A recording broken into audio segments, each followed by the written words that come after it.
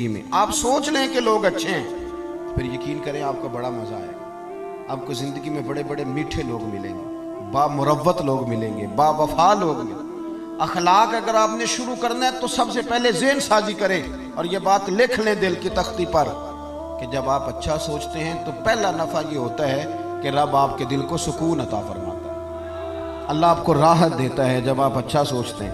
حضرت بشر حافی رحمۃ اللہ علیہ کے بارے میں شیخ عبداللہ یافعی نے روض الریاحین کے اندر لکھا ہے، حضرت بشر حافی بہت بڑے درویش تھے۔ آپ کو پتہ نا آج کل لوگوں کو کامل پیر بھی نہیں ملتا، تو میں نے ایک دن کہا تھا، میں نے کہا 3 بندوں کا پیر کوئی نہیں ہوتا، ایک جو چودھری صاحب ہوتے ہیں ان کا بھی پیر کوئی نہیں ہوتا، اور ایک جن کی جیب میں پیسے زیادہ آ جائیں ان کا بھی پیر ہے۔ ناراض ہو گئے آپ؟ اور تیسرا جو آدمی کو 4 ڈگریاں لے لینا، چاہے سیپلیوں میں بھی یہ کر لے، اس کا بھی پیر کوئی نہیں ہوتا، اس کا بھی تھرمامیٹر تگڑا ہو جاتا ہے۔ وہ درس نظامی کے عالم سے آ کے پوچھتا ہے آپ کی تعلیم کتنی ہے؟ وہ کہتے ہیں جی میں نے درس نظامی، نہیں وہ تو ٹھیک ہے، تعلیم کتنی ہے؟ تو نے تو 3 سیپلیوں میں بھی یہ کیا ہے۔ اللہ کے فضل سے مدارس اسلامیہ کے چوتھے سال کا بچہ وہ کسی ماسٹر ڈگری والے کو قریب پھٹکنے نہیں دیتا۔ کیا سمجھتے ہیں ٹسٹ تے پکھڑا کوار گندل اسی اور بھی بوٹیاں جاننے ہیں؟ یہ تو ہم نے بچوں کو سمجھایا ہوا ہے کہ آپ کی زبان سے میٹھے جملے ہی اچھے لگیں گے۔ آپ میری بات پر توجہ کریں۔ حضرت بشر حافی بہت بڑے شیخ تھے، امام احمد بن حنبل جیسے لوگ ان کی عزت کرتے، توقیر کرتے، اکرام کرتے، ان کی محفل نور کی حاضری دیتے، لیکن سارا بغداد قدر کرتا۔ ایک تاجر تھا بغداد کا، وہ کہتا مجھے نہیں بابا اچھا لگتا جی وہ آپ کو کیوں نہیں اچھے لگتے؟ کہنے لگے وہ جمعے والے دن نا جماعت کے ساتھ نماز پڑھتے ہیں پر باقی نماز پڑھتے نہیں اور گھر چلے جاتے ہیں، لو کر لو بات۔ بہت سارے لوگوں کو شکوہ ہوتا ہے کہ ہمارا امام جو ہے وہ عصر کی سنتیں پہلی نہیں پڑھتا اور عشاء کی پہلی سنتیں نہیں پڑھتا۔ تو میں کہتا ہوں جس چیز کو رب رسول نے فرض نہیں کیا آپ کیوں کرتے ہیں؟ پڑھنی چاہیے انہیں، خیر کی بات یہی ہے، عمدہ بات یہی ہے، پر اتنی زیادہ تنقید، اتنی زیادہ، اور سارے فیصلے دوسروں کے لیے کر لیے نیک ہونے کے۔ وہ کہتے ہیں جی وہ بابا جی نا فرض پڑھتے تھے جماعت کے ساتھ تو باقی نماز جماعت کے ساتھ نہیں پڑھا کرتے تھے، چلے جاتے تھے تو مجھے اچھے نہیں لگتے تھے۔ لوگوں نے مجھے سمجھایا کہ اللہ کا نیک بندہ ہے، بڑے بڑے علماء اور ذی شعور لوگ قدر کرتے ہیں، اور آپ کا یہ حال ہے۔ کہتا ہے میں نے ایک دن سوچا کہ میں پتہ تو کروں بابا جاتا کہاں ہے ویسے جمعے والے دن، اتنی جلدی کاہے کی ہے؟ کہتے ہیں میں نے ان کے ساتھ نماز جمعے کی ادا کی ایک ہی صف میں۔ حضرت بشر حافی سلام پھیرا، دعا بھی نہ مانگی اور اٹھ کے نکل گئے۔ کہتے ہیں جب وہ چلے تو میں بھی پیچھے چلا، ایک نان بائی کی دکان پہ پہنچے تو چند نان خریدے۔ میں نے کہا خو پیر صاحب کو بھوک نے ستایا تھا، وہ تو روٹی کی خاطر سنت اور نوافل چھوڑ دی۔ پھر وہ آگے بڑھے اور ایک ہوٹل سے انہوں نے کباب خریدے۔ میں نے کہا خو دیکھو ان کی عمر دیکھو اور ان کے ذائقے دیکھو۔ پھر وہ جب جنگل کی طرف بڑھے تو میں نے سوچا کہ یہ نا سبزے پہ بیٹھ کے اب کھانا کھائیں گے لوگوں سے چھپ کے، اور لوگوں کو بتائیں گے کہ روزے زیادہ رکھتا ہوں، میں تو عبادت میں رہتا ہوں۔ کہتے ہیں وہ جنگل کی طرف مڑے تو میں بھی پیچھے ہو گیا۔ چلتے چلتے نا حیران میں تب ہوا جب ایک جھونپڑی آئی، اس جھونپڑی کا دروازہ باہر سے بند تھا۔ بوڑھے شیخ نے اپنے کانپتے ہاتھوں سے وہ دروازہ کھولا، اور جب انہوں نے پردہ ہٹایا تو چارپائی پہ ایک بوڑھے بابا جی جو فالج زدہ ہے، مریض ہیں، وہ لیٹے ہوئے تھے۔ کہتے ہیں حضرت شیخ نے کھانا ایک کونے میں رکھا اور دوڑ کے پہلے بابا جی کو سیدھا کیا، اور پھر جھٹ سے پیالے میں پانی لائے اور اپنے امامے کا پلو پانی میں ڈال کے تو بابا جی کا منہ صاف کیا۔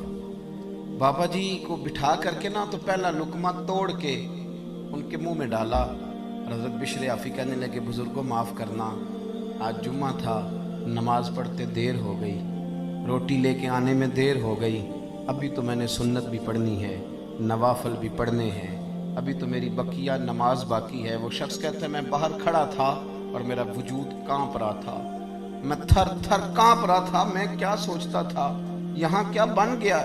حضرت بشر حافی رحمت اللہ تعالیٰ علیہ کہنے لگے معاف کرنا، تو بوڑھے بابا جی کہنے لگے بشر 14 سال ہو گئے یار، میرے تو اپنے بھی مجھے چھوڑ گئے، 14 سال ہو گئے، روز روٹی لے کے آتے ہو، میں زندہ لاش ہوں، کب تک بیمار رہوں گا، کب تک آتے رہو گے، اب بس بھی کرو نا. تو حضرت بشر حافی نے بابا جی کی آنکھوں سے آنسو پونچھے اور دوسرا نوالا منہ میں دے کے فرمانے لگے بابا جی بس بس، آج کے بعد یہ بات نہ کرنا. یہ جو سارا شہر میری قدر کرتا ہے اور میں ننگے پاؤں بغداد کی گلیوں میں چلتا ہوں تو جانور بھی گوبر نہیں کرتے، تو یہ میرے نفلوں اور چلوں کی وجہ سے نہیں ہے. میں آپ کی خدمت کرتا ہوں تو رب نے مخلوق کے دلوں میں میری محبت پیدا فرما دی. بات کو سمجھے میرے بھائی. وہ کہتے ہیں میں جس کو ان کی غلطی سمجھتا تھا نا وہ ان کی سب سے بڑی خوبی نکل آئی. اور میاں کچھ تو مجبوریاں رہی ہوں گی، یوں ہی کوئی بے وفا نہیں ہوتا. کچھ تو مجبوریاں رہی ہوں گی، یوں ہی کوئی ہم نے تو ہر شخص کے بارے میں، آپ یقین کریں ہر شخص کے بارے میں جس کی بھی بات چھیڑے نا، جس کی بھی لوگ کوئی نہ کوئی کہانی سنا دیتے ہیں، کہتے ہیں آپ کو نہیں پتا میں بتاتا ہوں. بھئی بس کریں. نبی پاک صلی اللہ علیہ وسلم نے فرمایا لوگوں کی جاسوسی نہ کرو ورنہ تم انہیں خراب کر دو گے. اچھا گمان پیدا کریں زندگی میں، اچھی سوچوں کو فروغ دیں، اور اگر کوئی کسی کے بارے میں بات کرنے لگے تو اسے تھوڑی دیر کے لیے روکیں، اس لیے کہ حضور صلی اللہ علیہ وسلم نے فرمایا اگر تم نے کسی کو اس جگہ رسوا کیا، اس جگہ رسوا کیا جہاں اس کی عزت کی جا رہی تھی، تو تمہیں بھی رب اس جگہ رسوا کر دے گا جہاں تمہاری عزت کی جاتی ہے. تو پہلی بات یہ کہ اچھا سوچیں، اچھا سوچیں، ہمیشہ اچھا گمان کریں، اچھا لب و لہجہ اختیار کریں. اور میں مذہبی تنظیموں کے کارکنوں سے اکثر گزارش کرتا رہتا ہوں خدا را دوسرے کو بھی ماننا سیکھیں، دوسرے کو بھی برداشت کرنا سیکھیں. اگر آپ یہ کہہ دیں گے کہ میں ٹھیک ہوں اور میری جماعت کا لیڈر ٹھیک ہے اور باقی سارے غلط ہیں، تو اللہ کے رسول صلی اللہ علیہ وسلم نے تو فرمایا میری امت کبھی گمراہی پہ جمع ہی نہیں ہوگی. تو آپ نے اتنے لوگ گمراہ کر دیے، نے سوچا ہی نہیں. تھوڑا برداشت، تھوڑا اپنے اندر حوصلہ، تھوڑا اچھا پن، تھوڑی اچھی سوچیں. دوسری بات جس اخلاق کی آج بڑی زیادہ ضرورت ہے، بڑی زیادہ، وہ یہ ہے کہ خودداری اور عزت نفس پیدا کریں. ہمارے ہاں نا مفت خوروں کی لائنیں لمبی ہوتی جا رہی ہیں، فارغ بیٹھنے والوں کا مزاج بڑھتا چلا جا رہا ہے، دوسروں کے پیسوں پہ کاروبار کرنا ہے، دوسروں کے پیسوں پہ زندہ رہنا ہے، یہ مزاج بنتا جا رہا ہے.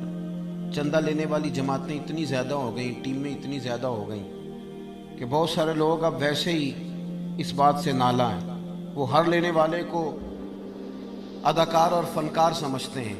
ملت کے جوان فارغ گھومتے ہیں، ہر وقت سوچتے ہیں کہ اگر میرا برطانیہ والا ماموں مہربان ہو جائے تو پھر میرا کام بڑھ جائے گا، اگر امریکہ والی پھپھو کبھی راضی ہو جائے نا پھر میں سہارے ڈھونڈتے ہیں. قرآن مجید نے اصحاب صفا کی تعریف کی، یہ کہا کہ وہ بڑے غریب لوگ تھے، لیکن فرمایا لا یسألون الناس الحافا، وہ کبھی بھی لپٹ لپٹ کر سوال نہیں کرتے، اپنی خودداری کو بچا کے رکھتے، بچا کے. حضرت حکیم بن حزام رضی اللہ تعالیٰ عنہ فرماتے ہیں میں نبی پاک صلی اللہ علیہ وسلم کی خدمت میں حاضر تھا اور ہم 8-9 صحابہ حاضر تھے. حضور نے فرمایا میرے ہاتھ پہ بیعت کرو. یا رسول اللہ صلی اللہ علیہ وسلم ہم تو بیعت کر چکے. حضور نے پھر فرمایا بیعت کرو. حضور ہم تو بیعت کر چکے. تیسری دفعہ فرمایا بیعت کرو. یا رسول اللہ کس بات پر؟ فرمایا میرے ہاتھ پر بیعت کرو، کسی دنیا دار سے سوال نہیں کرو، کسی سیٹھ نواب سے سوال، ہاں اپنی مٹی پہ چلنے کا سلیقہ سیکھو. کسی کے سنگ مرمر پہ چلو گے تو پھسل جاؤ گے. چھوڑیں ہاتھ پھیلانا، چھوڑیں. ہر وقت انسان یہی سوچتا رہے کہ فلاں سیٹھ راضی ہو گیا تو کام بن گیا. جھوٹ بولنا، خوشامدیں کرنا، دنیا داری کرنا، اس چکر سے باہر آئیں. جب کوئی میرے نام پہ چندہ مانگنے نکلے گا کہ میاں عظمت صاحب آپ نے مولانا صاحب بلائے ہیں تو سنا ہے کہ آپ کو 40,000 روپیہ بھی دینا ہے، اور اس نام پہ جب چندہ اکٹھا ہوگا تو میری بات کا کوئی خاک اثر لے گا. وہ کہے گا حضرت تو کام لگے ہوئے ہیں، وہ تو کاروبار کے لیے نکلے ہوئے ہیں. معاذ اللہ. خدا ہر چیز کے اندر تھوڑا خودداری کا فعل، تھوڑا عزت نفس کا خیال کرے. دنیا میں امیر آدمی کون ہوتا ہے؟ جو زیادہ مالدار ہو؟ نہ بھائی، امیر تو وہ ہوتا ہے کہ جو رب نے اسے دیا ہو پھر اس پر اسے قناعت بھی حاصل ہو. مسند امام احمد بن حنبل میں نبی پاک صلی اللہ علیہ وسلم سے حضرت انس بن مالک نے پوچھا حضور ذلت کیا ہے؟ فرمایا لالچ نہ کرنا، ذلیل ہو جائے گا. عرض کی حضور عزت کیا ہے؟ عزت کیا ہے؟ عزت کیا ہے؟ اللہ کے رسول نے فرمایا جو رب نے تجھے دیا ہے نا، جو رب نے تجھے دیا ہے اس پہ راضی ہو جا، اللہ تجھے عزت عطا فرما دے گا. چھوڑ دیں دوسروں کی جیبیں دیکھنا، نکل آئیں اس دوڑ سے باہر آئیں. حضرت سالم بن عبداللہ بن عمر، امام ابو نعیم نے لکھا ہے اس کو، حضرت سالم بن عبداللہ حضرت عبداللہ بن عمر کے صاحبزادے، اور جو تسلسل آ رہا ہے نا صوفیاء کا، اس جماعت کے سرخیل ہیں، اہل ذکر تھے، اہل وجد و سرور تھے، کیفیات والے لوگ تھے۔ حضرت سالم بن عبداللہ رضی اللہ تعالیٰ عنہ طواف کعبہ کے لیے تشریف لے گئے حرم مکہ میں، تو طواف آپ فرما رہے تھے تو اللہ تعالیٰ اپنے نیک بندوں کی محبت لوگوں کے دلوں میں ڈال دیتا ہے، لوگ دور دور سے آتے، آپ کی دست بوسی کرتے، دعا کراتے۔ خلیفہ کو کسی نے بتایا کہ حضرت سالم بن عبداللہ آئے ہوئے ہیں، وہ بھی چلا گیا، اور جب اس نے دیکھا نا بڑا رش ہے تو وہ انتظار کرنے لگا۔ حضرت طواف سے فارغ ہوئے، 8واں استلام جب کر لیا تو آگے بڑھا، ہاتھ ملایا، کہنے لگا جی میں گورنر ہوں، خلیفہ ہوں مکے کا۔ اب نے فرمایا تو میری باتوں کی سمجھ آ رہی ہے آپ حضرات کو؟ کہنے لگا جی میں یہاں کا خلیفہ ہوں، تو میری یہ خواہش تھی کہ کوئی حکم ہو تو آپ بتاتے، میں پورا کرنے کو حاضر ہوں، کوئی حکم ہو تو بتائیے۔ تو حضرت سالم بن عبداللہ رضی اللہ تعالیٰ عنہ اس کا چہرہ دیکھا تو فرمانے لگے کس نے گورنر بنایا تجھے؟ تو بڑا بیوقوف آدمی ہے، تو بالکل تجھے خیال ہی نہیں آیا، تو کیا کہہ رہا ہے؟ وہ کہتے ہیں پہلی دفعہ کسی بندے سے ملاقات ہوئی تھی، میری بھی ٹانگیں کانپنے لگی، یہ شخص کہاں سے بات کر رہا ہے؟ خودداری ایک بڑی اعلیٰ چیز کا نام، کس نے تجھے گورنر بنایا؟ کہنے لگا حضور کیا ہوا؟ فرمانے لگے یار تو بڑا ہی بیوقوف ہے، تو کیا سمجھتا ہے مجھے کہ اللہ کے گھر میں آ کے بیت اللہ شریف کے دروازے کے سامنے کھڑے ہو کے یہاں آ کے بھی میں دنیا داروں سے سوال کروں گا، یہاں آ کے بھی میں لوگوں سے مانگوں گا؟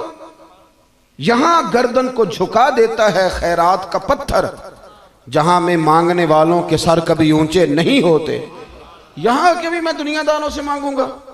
کہتا ہے مجھے تو پسینے آنے لگے، جب میں فارغ ہو کے وہاں سے نکلا تو باہر آ گیا، میں مسجد الحرام سے باہر، میں سوچ میں پڑ گیا۔ تھوڑی دیر کے بعد حضرت بھی فارغ ہو کے باہر آئے، خلیفہ پھر آگے بڑھا، کہنے لگا حضور مہربانی کریں، اب تو خانہ کعبہ سامنے نہیں نا، ابھی کوئی حکم کر دیں۔ آپ فرمانے لگے چل ٹھیک ہے، تو نہیں باز آتا تو بتا تجھ سے دین مانگوں کہ دنیا مانگوں؟ کہنے لگا حضور میرے پاس تو دنیا ہی ہے، دین تو آپ کے پاس ہے۔